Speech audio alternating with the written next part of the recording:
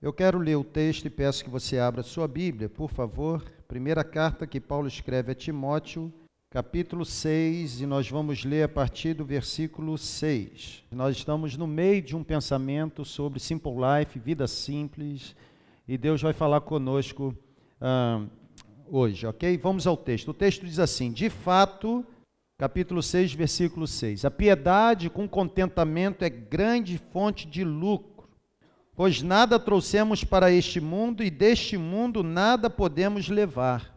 Por isso, se você tem o que comer e se você possui algo para se vestir, esteja satisfeito. Porque aqueles que querem ficar ricos caem em tentação, caem em armadilhas, em muitos desejos descontrolados e nocivos.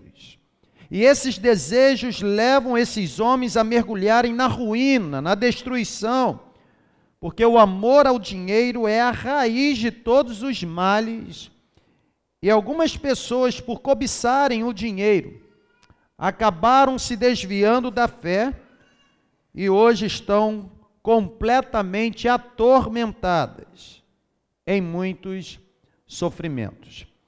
Nós lemos o texto da primeira carta que Paulo escreveu a Timóteo, capítulo 6, e Paulo, orientando esse jovem pastor, ele dá então o seguinte direcionamento. Ele diz: Timóteo, se existe piedade, e essa piedade não está jungida de contentamento, não tem validade.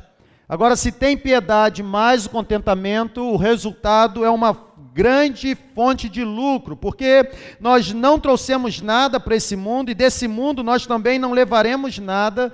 Por isso, Timóteo, se você tiver o que comer, e se você tiver com o que se vestir, olha, levante a sua mão para o alto e dê muita graças a Deus, porque você faz parte de um grupo seleto de pessoas que possuem o suficiente para nunca padecerem necessidade. Tome muito cuidado, Timóteo, guarde o seu coração. Timóteo tem uma vida simples, lembrando que Timóteo era o pastor da igreja de Éfeso, apesar da sua jovem idade, Timóteo tem uma vida simples. Fuja da tentação de ter uma vida complicada, uma vida que é ditada pelo ritmo frenético dessa sociedade. Tenha uma vida simples, cuidado. Aqueles que querem ficar ricos, Timóteo, eles caem em tentação, eles caem em armadilhas, eles são engodados por muitos desejos nocivos e descontrolados que acabam levando-os para a destruição. Eles mergulham na ruína, porque o amor ao dinheiro é a raiz de todos os males, e muitas pessoas, se não algumas pessoas, por cobiçarem o dinheiro, acabam se desviando da fé, perdem o ministério, abandonam a vocação e se atormentam com muitos sofrimentos. Como eu disse, há 2 semanas atrás nós iniciamos um pensamento sobre uma vida simples. Nós chegamos à conclusão, na primeira mensagem, que existe um peso sobre nós. Nós somos pessoas esgotadas, cansadas, vivemos constantemente exaustos, as nossas forças estão se esvanecendo. Nós vivemos num mundo super complicado, e esse mundo super complicado, com um ritmo frenético, acaba causando exaustão em nós. No segundo momento, nós chegamos à conclusão que para ter uma vida simples, além de fugir dessa tentação do esgotamento, nós teremos que nos submeter a um processo de ajuste de agenda. A nossa agenda precisa ser uma agenda simples. A nossa agenda precisa priorizar aquilo que é prioridade para Deus. Nós temos uma vida comprometida com muita coisa que não tem a mínima importância para Deus. Quinta-feira que passou, nós chegamos aqui e Deus nos disse que ter uma vida simples significa superar as injustiças. Quem fica nutrindo dentro de si sentimento de vingança, sede de se vingar daqueles que foram injustos consigo, essas pessoas vivem uma vida por demais complicada, não desfrutam da simplicidade da vida cristalina que Jesus dá. Hoje eu quero olhar para esse texto e quero convidar você a mergulhar comigo sobre um assunto por demais constrangedor e complicado. Se você deseja ter uma vida simples, você precisará controlar o seu relacionamento com o seu dinheiro. Deus vai nos abençoar muito hoje aqui. Você crê nisso? Amém ou não amém? vai nos abençoar, principalmente você que está endividado. Eu não quero pedir para levantar a mão, mas eu tenho certeza, se eu fosse aqueles pastores, né, sensacionalistas, eu diria assim, Deus está me mostrando pelo menos 10 aqui, que estão endividados. Levante a mão primeiro. Olha a opção, gente, levantar a mão. Porque me parece que uma característica desse tempo se chama endividamento. Antes de começar a caminhar com você sobre a vida simples, ditada pelo controle das minhas finanças, antes mesmo de eu mergulhar nas orientações que Paulo faz a Timóteo, eu quero dar um aviso e peço que você, em nome de Jesus, pare de fazer o que você está fazendo. Aliás, desligue aí a emissão de dados do seu celular, porque você fica aí na hora da celebração, não é verdade? Curtindo o Wi-Fi da igreja para ficar no WhatsApp, no Facebook e no tudo mais. Deus é tão bom que me revelou isso. E quando me revelou isso, eu falei para o nosso centro de comunicação, Papai Noel foi embora, muda a senha do Wi-Fi da igreja, que ninguém mais vai acessar o Wi-Fi da igreja na hora da celebração para ficar vendo o seu profile, o seu perfil no Facebook e tudo mais. Amém? Vamos voltar para cá. Antes de eu começar a falar com você sobre uma vida simples, ditada pelo controle das minhas finanças, eu quero fazer um aviso para você. Como pastor, eu luto o tempo todo, e não somente eu, Francisco, pastor Adonias, meu pai, Daniel e tantos outros, pastor Ismael, tantos outros que estão conosco aqui na terceira igreja, como pastor, eu luto o tempo todo contra o estigma de que pastores só se preocupam em falar de dinheiro porque eles querem convencer pessoas a darem mais dinheiro para a igreja onde eles são pastores. Nós temos visto, nós temos ouvido, nós temos convivido com pregadores que são verdadeiras pessoas ávidas por dinheiro, pessoas que falam de dinheiro na igreja com foco de forrar seus próprios bolsos, aumentar as suas contas bancárias, e sinceramente, gente, eu não posso falar a respeito do que motiva essa gente proceder de tal forma, mas eu quero nesse momento falar por mim, falar em nome de incontáveis outros pastores que seguem genuína Cristo, são motivados a tratar biblicamente a nossa relação com dinheiro sem nenhuma segunda intenção. Eu não posso ignorar a mensagem bíblica acerca do dinheiro. A Bíblia traz vários versículos nos lábios de Jesus ensinando como lidar com as riquezas, como lidar com os meus rendimentos. O número de versículos na Bíblia relacionado ao dinheiro deixa muito evidente que uma relação saudável com aquilo que Deus me dá, uma relação saudável com as minhas finanças tem muita, aliás, tem grande importância para Deus. Quando eu passeio junto com Jesus durante o seu ministério terreno, eu percebo que Jesus, em vários momentos, ele deixava muito claro, seja diretamente ou por meio de parábolas, que o dinheiro desempenha um papel extraordinário na vida do ser humano. Não subestime a importância do dinheiro na sua vida. Ou seja, a grande pergunta que surge é: será que existe como simplificar a minha vida, desenvolvendo uma vida sem controle, financeiramente falando? Quem não consegue ter o controle das suas finanças não vive uma vida assim. Pelo contrário, vive uma vida muito complicada.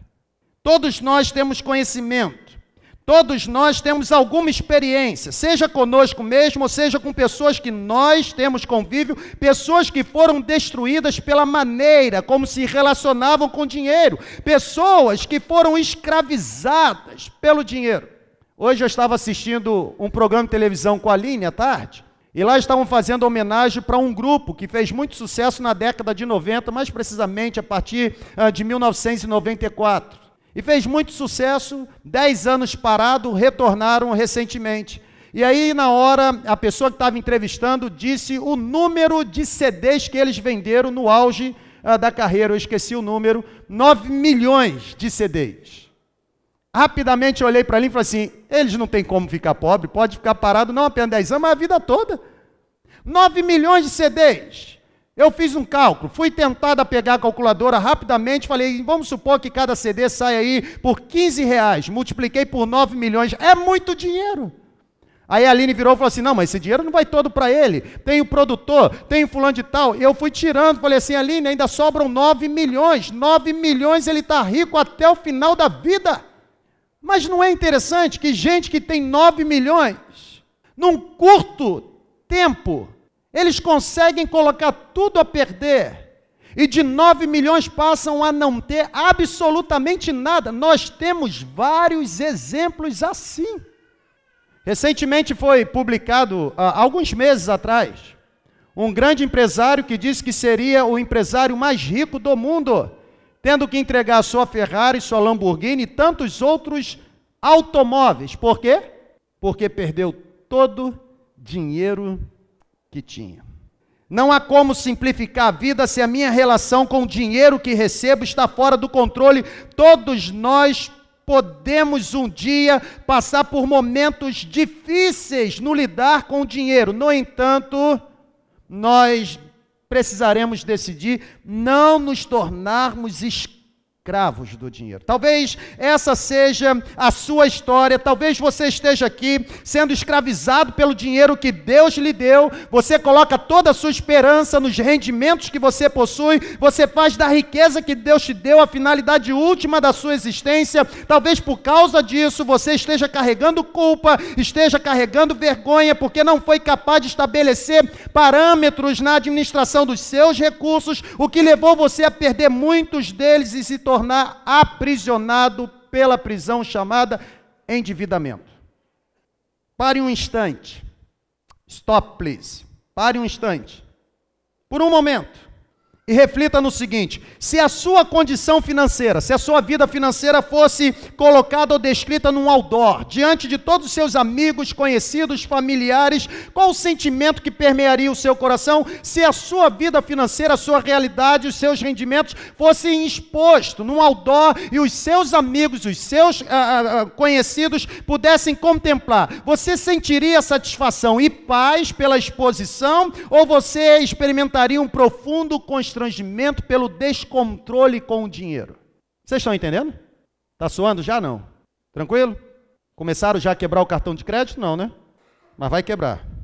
Caso a sua relação hoje com o seu dinheiro, com as suas finanças, não esteja numa relação saudável, caso a sua relação com o dinheiro que Deus te deu não esteja sob controle, eu quero olhar junto com você para a Bíblia e a partir do que Paulo está ensinando para Timóteo, eu quero estabelecer alguns princípios que eu tenho certeza que tem poder de destruir o poder de dinheiro sobre você, purificando você de qualquer vergonha, de qualquer culpa e equilibrando a sua vida financeira. Primeiro princípio: escreva, grave, anote, faça o que você quiser, mas não esqueça. Em primeiro lugar, se você quer ter uma vida simples, você vai precisar dominar o seu rendimento, controlar o seu dinheiro. E como você faz isso? Em primeiro lugar, tendo certeza que tudo que você tem foi Deus quem te deu. É simples, é óbvio.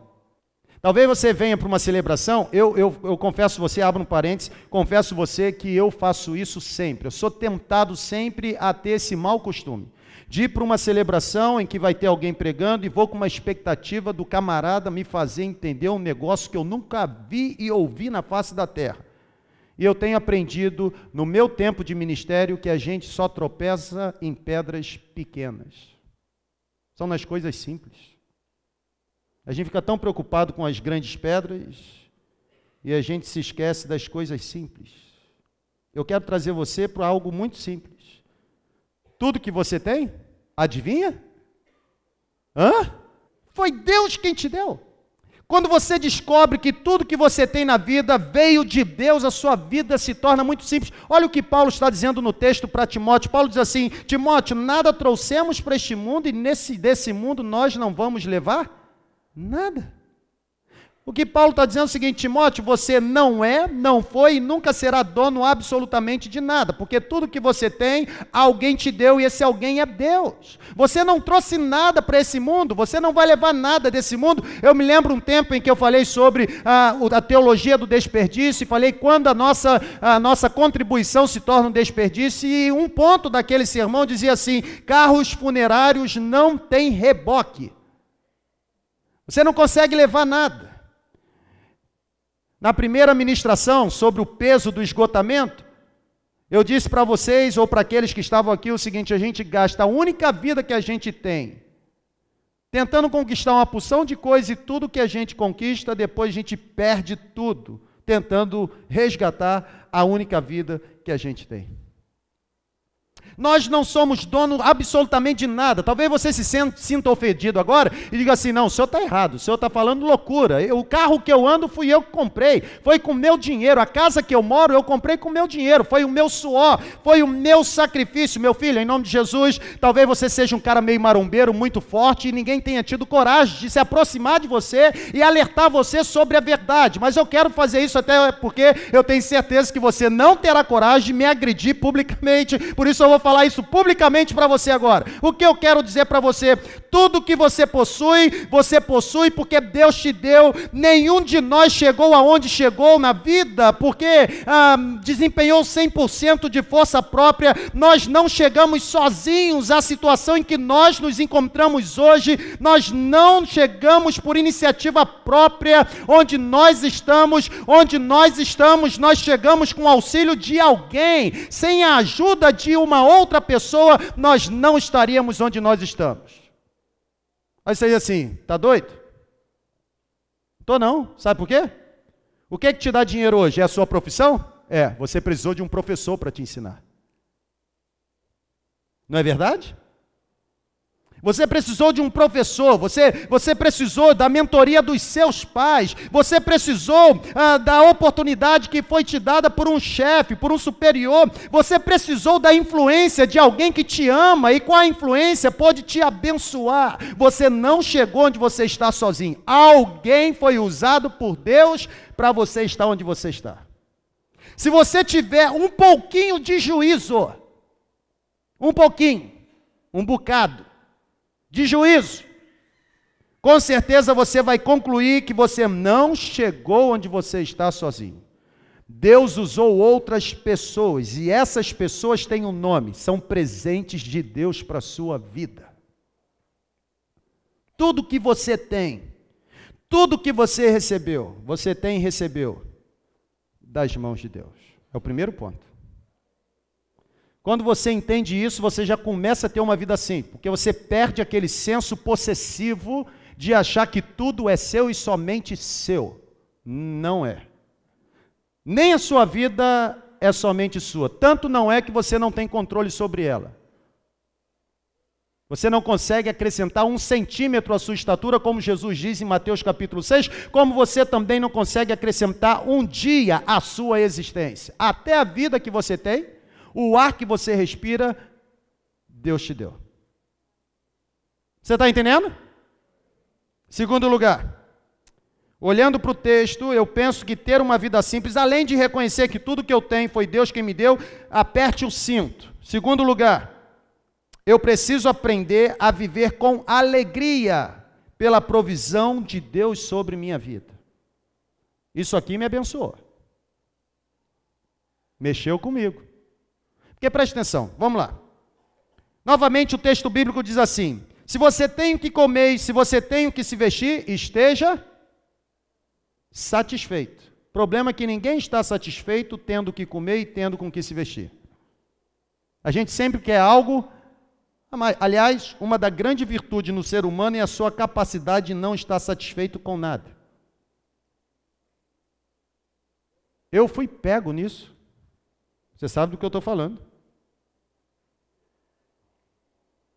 Por exemplo, quer ver uma coisa? Você diz assim, não, eu quando tiver um dinheiro, cara, eu vou comprar aquele negócio que é do meu sonho.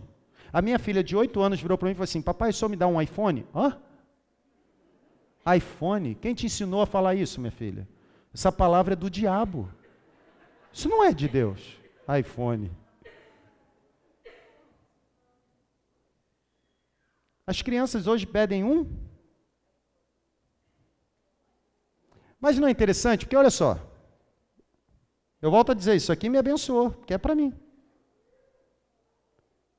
Cara, vamos comprar um iPhone. Aí você compra um iPhone. Aí você compra o iPhone. Aí é o 4, beleza. Só que daqui a pouco chega o 5C. Aí você quer trocar, não é verdade? Mas aí não pifou ainda. Mas você tem que trocar. Aí vem o 5S.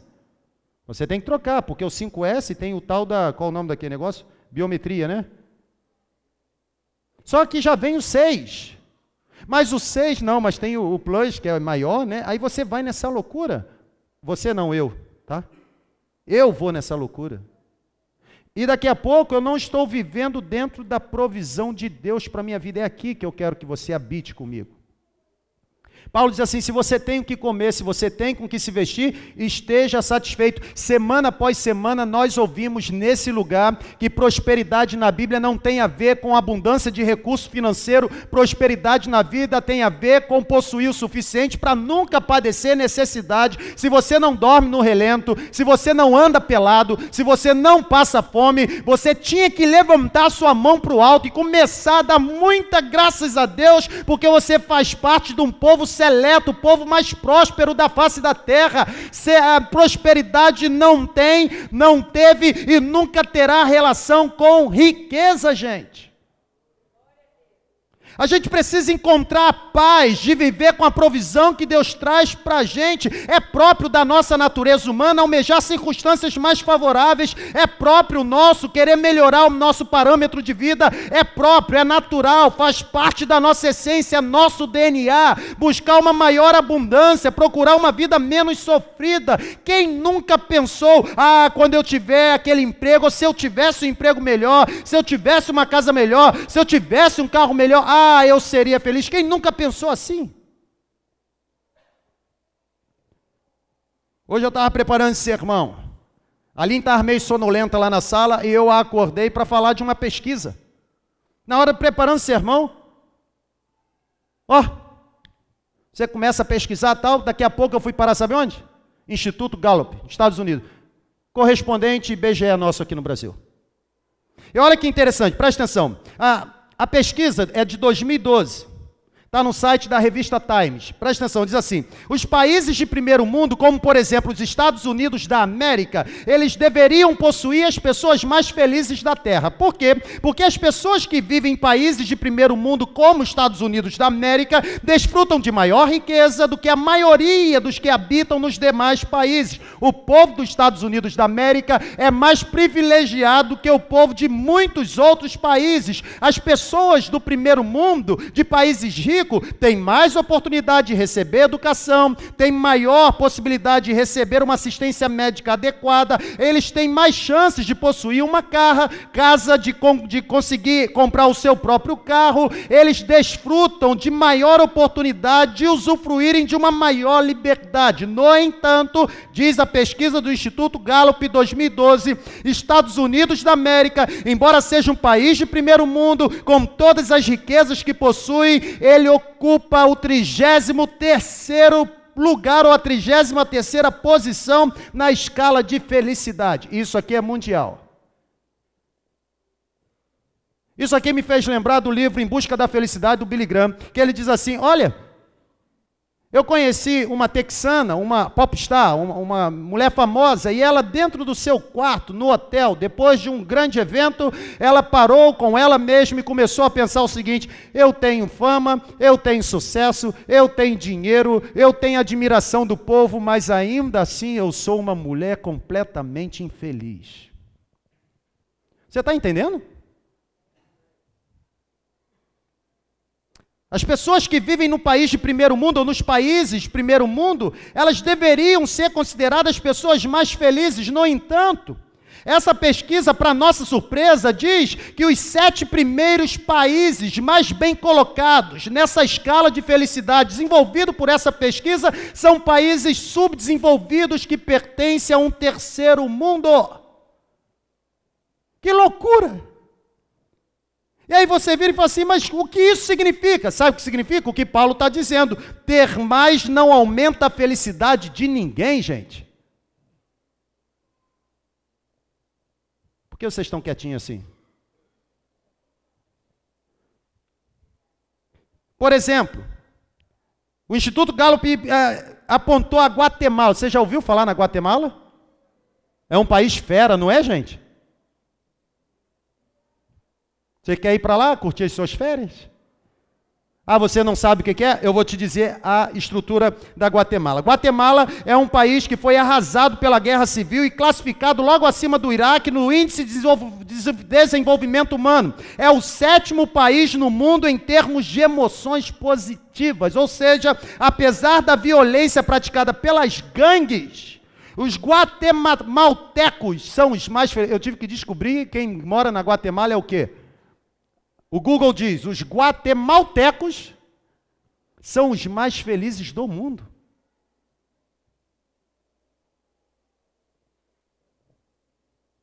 Você está com essa cara aí olhando para mim, de bocó? Eu também fiquei. Como é que pode? Guatemaltecos, mais felizes do que o povo de primeiro mundo, trem-bala, água quente para lavar o rosto. Ninguém precisa pedir ninguém nada. Você vai no posto de gasolina, o posto abastece seu carro sem ninguém pedir nada. É café do bom e do melhor. A moeda supervalorizada. Os guatemaltecos, mesmo sendo arrasados pela guerra civil, a violência praticada pelas gangues, na pesquisa foi considerado como um dos 7 países que possuem as pessoas mais felizes do mundo. Sabe o que isso quer dizer? Mais dinheiro não corresponde a mais felicidade. Eu sei que você crê naquele anúncio de carro. Uma vez eu criei naquilo.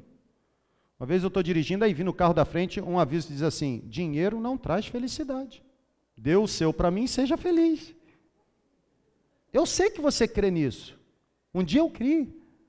No entanto, biblicamente falando, mais dinheiro não corresponde a mais felicidade. A nossa responsabilidade, em nome de Jesus, aprenda isso, a nossa responsabilidade é fazer ajustes de tal modo que a gente possa então encontrar a paz em viver dentro daquilo que Deus nos dá. Deus nos dá provisão, Deus não erra, Deus não se engana. O que Deus te dá é suficiente para você viver em paz. O que você precisa não é de mais dinheiro, o que você precisa é do dom do contentamento. Caso contrário, você será aprisionado pelas dívidas. Aliás, talvez seja por isso que você está endividado hoje. E pessoas endividadas são pessoas amargas. Quer ver um exemplo? Por exemplo, vamos lá. Semana após semana, mês após mês, ano após ano, eu conheço pessoas que, apesar de serem seguidoras genuínas de Jesus, são pessoas endividadas. Você também conhece? Quem aqui conhece alguém endividado? Levante a mão. Aproveite esse momento para você assim: eu conheço. Não significa dizer que é você mesmo, né?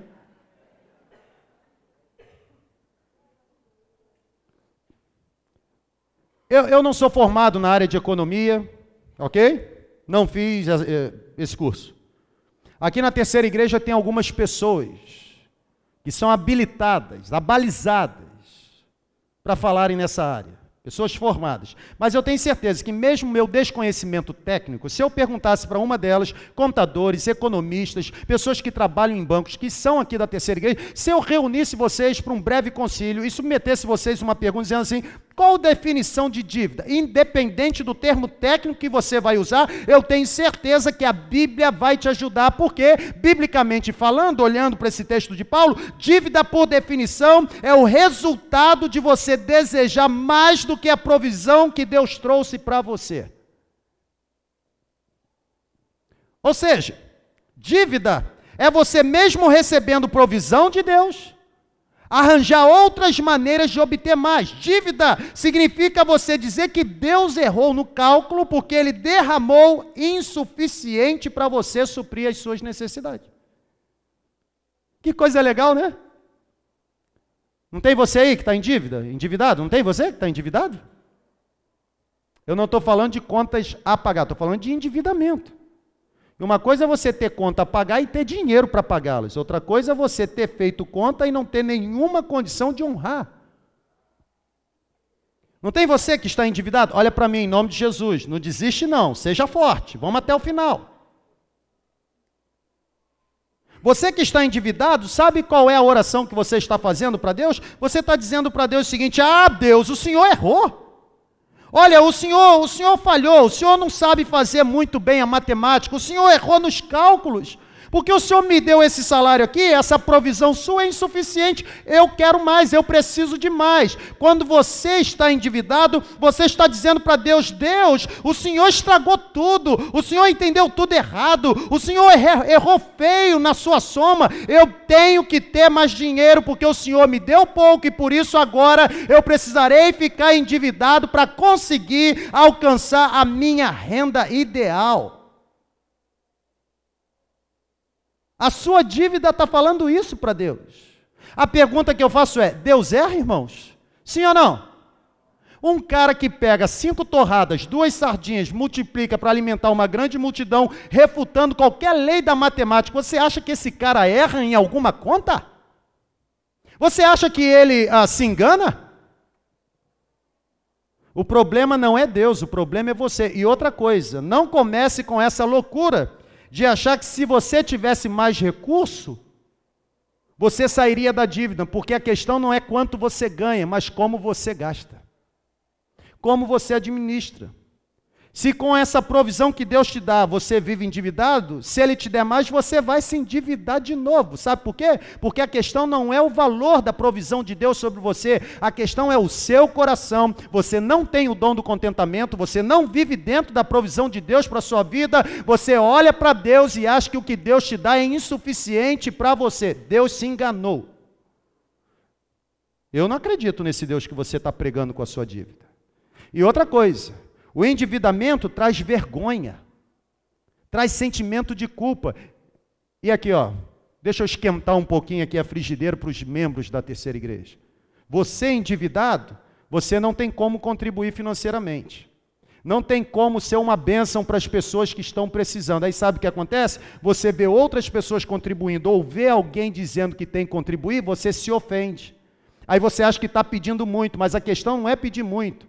A questão é que você não está tendo a alegria de contribuir porque você foi incompetente para administrar os recursos que Deus te deu.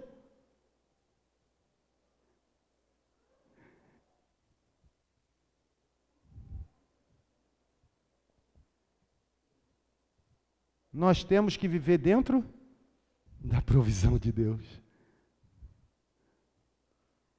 Cara, isso é extraordinário. Por isso que eu no início, antes de começar, eu dei um aviso para vocês, porque quando eu falei que ia falar de dinheiro, eu tenho certeza que um já começou a pensar, guarda a carteira rápido, guarda. Finge que o celular tocou, vai lá no carro, guarda a carteira no quarto, vai começar o assalto. Eu tenho certeza que algumas mentes pensaram isso. Olha que coisa legal, em nome de Jesus. Numa igreja séria, é possível falar de dinheiro biblicamente sem extorquir ninguém.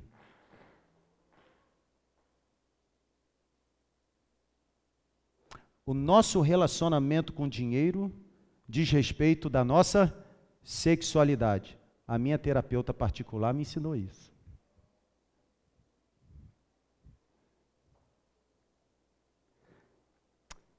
Deus quer algo melhor para você. Você acredita nisso? Deus quer algo melhor para você. Deus não quer que você fique perdendo noite de sono porque você gastou muito. Deus não quer que você fique perdendo noite de sono porque você fez uma conta que você não pode honrar. Deus quer algo melhor para a sua vida. Simplificar a vida significa viver de acordo com a provisão de Deus, gente. Simplificar a vida significa encontrar paz naquilo que Deus me deu. É isso aqui, Senhor? São 5 pães e 2 peixinhos? Amém. Eu disse na primeira celebração, eu fiz um curso de gestão empresarial, alinhamento de visão, o Hagai, né? Lá em São Paulo, com um pastor de Brasília. E engraçado que num dos momentos lá de bate-papo, ele falando sobre, teve um módulo sobre finanças, e ele falando sobre, em particular, sobre uma experiência que ele vive na igreja. Tem um funcionário da igreja que o salário é R$ 1.200. As pessoas, às vezes, com salário de 6 mil, 7 mil, 8 mil reais, adivinha quem empresta dinheiro para essas pessoas? Porque essas pessoas, 5 mil, 6 mil, 7 mil, 8 mil reais, elas estão endividadas aí querem buscar recurso financeiro. Se for no agiota, tem juros, e é pecado. Ou não é pecado? Salmo 15, leia em casa. Quem habitará no santuário do Senhor? Aquele que não empresta o seu dinheiro visando lucro. Está lá, Salmo 15. Se você é agiota, está nessa celebração, glória a Deus por isso. Está na hora de você se entregar a Jesus e ter a sua vida transformada e depender dele, e não dos juros do seu negócio. Deixa eu dizer uma coisa para você. Esse cara de R$ 1.200 em Brasília empresta dinheiro para quem ganha 3, 4 vezes mais do que ele. Eu perguntei, como? Aí ele começou a explicar, não, porque ele recebe o dinheirinho dele. Aí quando ele tem, por exemplo, 13º, ele já disse que ele precisa de X para viver. Então, todo mês, ainda que venha um dinheirinho extra, ele não aumenta o padrão dele, ele vive com aquilo ali. Aí ele vai guardando dinheiro, aí guardou dinheiro, ele compra um pedacinho de terra e planta. Aí começa a dar alguma coisa, ele vende, pega o dinheiro, mais um pedacinho de terra e planta. Esse cara de R$ 1.200 tem mais dinheiro do que as pessoas de carteira assinada que ganham muito mais do que ele. Por quê? Porque a questão não é quanto você tem, é como você administra. Assim como eu disse na semana passada que o responsável pela sua agenda é você, eu digo que se você falir alguma vez na vida, o responsável pela sua falência também será você. Eu até queria colocar a culpa na Dilma, porque eu estou na bronca com ela. Mas não dá para colocar a culpa nela nisso. A incompetência foi sua. Terceiro lugar. Volto a dizer, não desista, seja forte. Você vai conseguir, falta pouco. Se você quiser ter uma vida simples, fugindo essa loucura que Paulo diz no texto, os homens que querem ficar ricos, eles caem em armadilhas, em muitos desejos descontrolados e nocivos, e por isso acabam sendo destruídos. Para a gente terminar, eu tenho 9 minutos. Terceiro lugar, se você quiser ter uma vida simples, e a vida que Deus tem para você é simples, não é complicado. Saiba que tudo que você tem foi Deus quem te deu. Encontre o equilíbrio e a paz para ter contentamento na provisão que Deus te deu. E por último, estabeleça sua vida sob 2 princípios inegociáveis. E eu quero usar 2 textos para isso. Preste atenção. Esse terceiro ponto aqui, eu quero já declarar minha falência antes que você se torne o meu juiz, diga assim, olha lá, está pregando isso. Mas então, antes que você diga isso, o que eu estou falando agora no terceiro ponto, é algo que quando Deus deu essa mensagem aqui para eu comunicar a você, eu vou decidir fazer na minha vida, porque eu ainda não faço. Quais são os 2 princípios para ter uma vida simples? Primeiro, o texto que nós lemos na hora do ofertório, ele merece destaque. Provérbios 3, 9 e 10, ele vai para a tela esse texto e preste atenção. Diz assim, honre o Senhor com todos os seus recursos e com os primeiros frutos de todas as suas plantações, e os seus celeiros ou a sua despensa ficará plenamente cheia e os seus barris transbordarão de vinho. Não vai faltar alegria, contentamento, satisfação para viver. Quando a Bíblia nos preste muita atenção, se você não entendeu nada dessa ministração, em nome de Jesus, grave isso, grave. Quando a Bíblia nos orienta a honrarmos ao Senhor com os nossos recursos, quando a Bíblia está dizendo que devemos honrar ao Senhor com os primeiros frutos dos nossos rendimentos, a Bíblia está falando que devemos destinar para os propósitos de Deus aquilo que é vontade de Deus. Gente, para cumprir o mandamento de Deus tem que ter fé. Tem que ter fé. Contribuir no reino de Deus generosamente, financeiramente, exige fé. Alguém já lhe esclareceu qual o propósito que alguém entrega dinheiro na igreja? Uma vez me fizeram essa pergunta, por que as pessoas entregam dinheiro na igreja?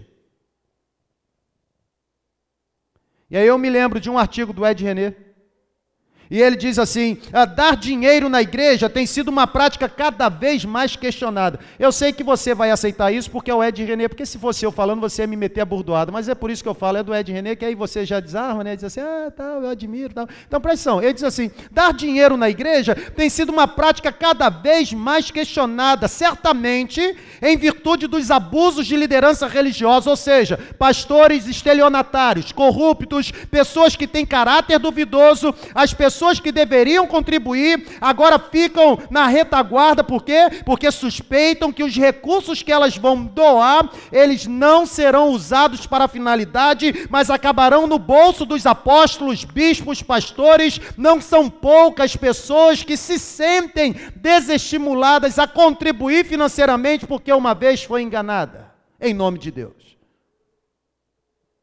E aqui na terceira igreja está assim, ó, de gente. Existem tantas pessoas que foram enganadas, e de fato foram, mas a questão é que as igrejas, suas respectivas ações de solidariedade que somente a igreja pode fazer, tudo que a igreja faz depende necessariamente de dinheiro, de oferta financeira. E essa oferta financeira vem dos seus frequentadores e dos seus fiéis. A terceira igreja batista em São Mateus, por exemplo, ela não bate na porta de político nenhum para pedir dinheiro, ela não fica negociando alguma coisa com o empresário para lavar dinheiro nela. A terceira igreja batista vive única e exclusivamente do dinheiro que é arrecadado da contribuição voluntária, espontânea, sacrificial dos seus fiéis e dos seus frequentadores. Portanto, não fique querendo comparar a terceira igreja com igrejas que praticam isso. Nós não somos iguais. E você que está aqui deveria saber disso. Você tinha que ser a prova disso. Porque nunca na terceira igreja alguém chegou para você e obrigou você a contribuir com alguma coisa. Nós nunca na terceira igreja prometemos que você deveria contribuir para ir para o céu. Nós nunca dissemos para você que para o seu casamento ser restaurado, você tinha que dar uma boa oferta. Pelo contrário, o que a gente diz aqui é que isso é idolatria, isso é paganismo, isso é heresia. A bênção de Deus não pode ser comprada com dinheiro, porque a bênção de Deus é resultado do sacrifício da cruz. Aleluia!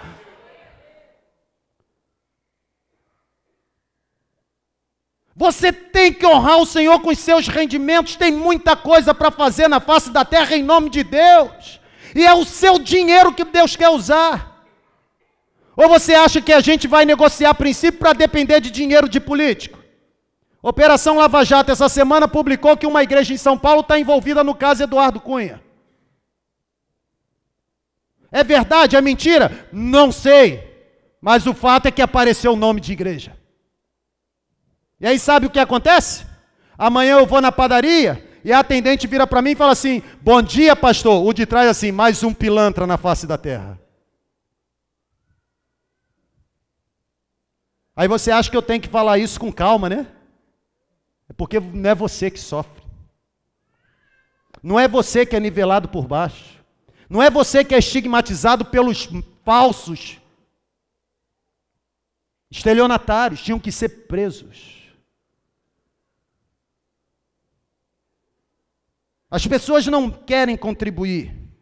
Elas foram enganadas, mas louvado seja Deus. Você pode dizer um amém bem forte aí? Amém, glória a Deus. Louvado seja Deus. Por quê? Porque existem pessoas que contribuem em razão do seu compromisso com o reino.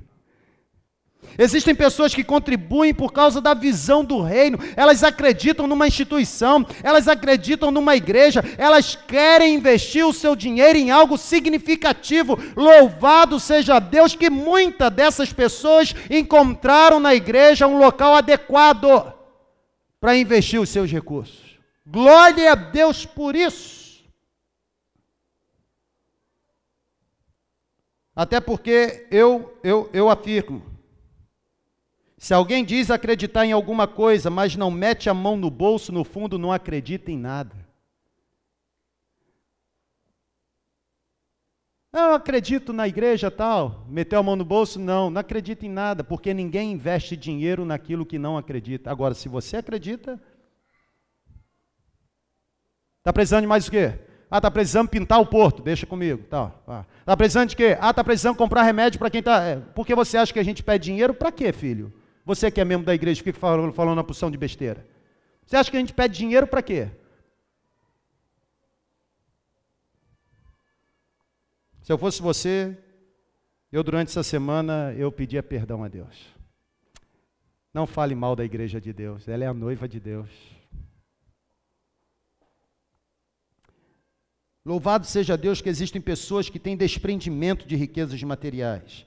E olha aqui, eu quero terminar dizendo o seguinte: desprendimento de coisas materiais gera uma vida muito simples. Já parou para analisar porque a gente tem dor de cabeça? Por exemplo, você que tem uma porção de terreno, membro da igreja aí, tem membro da igreja que eu penso que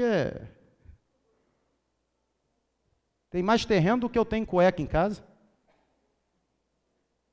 Você não tem muita dor de cabeça? Sua vida não é muito complicada? Porque é uma porção de IPTU para pagar, não é verdade? Uma porção de documento para você resolver, não é verdade? É uma porção de fiscal que fica aí no seu terreno dizendo que você tem que limpar. É muita dor de cabeça, né? Você tem muita complicação. Desprendimento de coisas materiais gera uma vida simples. Simples. Tem mulher que tem uma vida muito complicada. Por quê? O armário cheio de sapato. Só tem 2 pés. Aí tem uma opção de sapato, aí fica assim, qual que eu vou hoje? Não, esse não ficou legal. É uma vida muito complicada, irmãos. Você tem que ter uma vida mais simples. Ó, começou as manifestações do Espírito Santo. Ó, mais Espírito Santo. Ó. Quando a gente consegue se desprender de riquezas materiais, a gente tem vida simples. A Bíblia está dizendo, piedade com contentamento é grande fonte de lucro. Ou seja, eu louvo a Deus pela vida de pessoas que conseguem viver com piedade, não no sentido de sentir pena, dó das pessoas que estão passando por alguma necessidade, mas piedade como devoção, como gesto de adoração, como ato de manifestar a graça de Deus ao mundo. A vida simples, ela é banhada por piedade. A vida simples, ela banhada de piedade e contentamento, ela financia causas, ela mantém instituições, ela ajuda pessoas necessitadas. Quando desenvolvemos uma vida simples, imune desse apego às coisas materiais, a gente trata as nossas posses como dádiva de Deus, e por isso nós somos gratos por aquilo que Deus nos deu. Nós somos generosos. Olha para cá, deixa esse pessoal subir aqui, olha para mim. A vida de piedade faz o bem sem ver a quem. A vida de piedade, uma vida simples, doa porque não vive acumulando ou entesourando os seus recursos para si mesmo. Uma vida simples, uma vida de piedade, uma vida que não se prende a bens materiais, não precisa ter muita coisa, não precisa ver sofrimento de alguém, não quer saber se o destinatário da doação é merecedor de ajuda. Pessoas piedosas doam porque doar faz parte do seu DNA. Pessoas piedosas doam, se entregam porque doar, se entregar, ajudar, ser generoso faz parte do seu caráter. As pessoas piedosas são simplesmente generosas, gente rara, mas graças a Deus que ainda existe. Por quê? Porque é impossível alguém se relacionar com Jesus e o relacionamento com Jesus não gerar vida simples. Termino, e a minha conclusão é com o segundo princípio. Coloca na tela, por favor, Provérbios 6, de 6 a 8. E a Bíblia diz assim: você precisa, preguiçoso, aprender com a formiga. Que texto extraordinário. A formiga ensina para a gente. Eu não sabia que a formiga tinha feito doutorado, ela fez. Você preguiçoso, observe a formiga, reflita nos caminhos da formiga, seja sábio. A formiga não tem chefe, ela não tem supervisor, ela não tem governante, e ainda assim a formiga armazena as suas provisões. No verão, na época da colheita, ela junta o seu alimento. Sabe o que a Bíblia está dizendo para mim e para você? Se nós quisermos ter uma vida simples, livre das dívidas, livre do fardo, da vergonha, da culpa, nós precisaremos aprender com a sabedoria da formiga. Você pode simplificar muito a sua vida se você observar a formiga. Reserve parte do dinheiro que você tem recebido, reserve isso para quando o inverno chegar, você tenha suprimento e não passe dificuldade. É isso que está no texto. Agora você gasta além do que você tem. Tem gente que vai receber o 13º, nem pega mais, só assina o contra-cheque. Está rindo porque é a sua realidade, né? Camarada pega tanto vale no mês, tanto vale, mas tanto vale, E quando chega o contra-cheque, ele, quando recebe salário, já está devendo o outro. Gente, isso é loucura. Eu estou falando alguma coisa surreal, irmãos? Isso é loucura. Eu te pergunto, se o seu filho ficar doente, quem é que vai comprar remédio para ele? Se o seu carro quebrar uma peça, quem é que vai pagar o conserto? Você não aprendeu com a formiga, você não reserva dinheiro para o inverno. Você gasta tudo que você tem, por isso que você vive endividado. E por causa do endividamento você vive com culpa, por causa da culpa você vive envergonhado. Não seja pego desprevenido no inverno, simplifique a sua vida e mantenha-se preparado para o inesperado.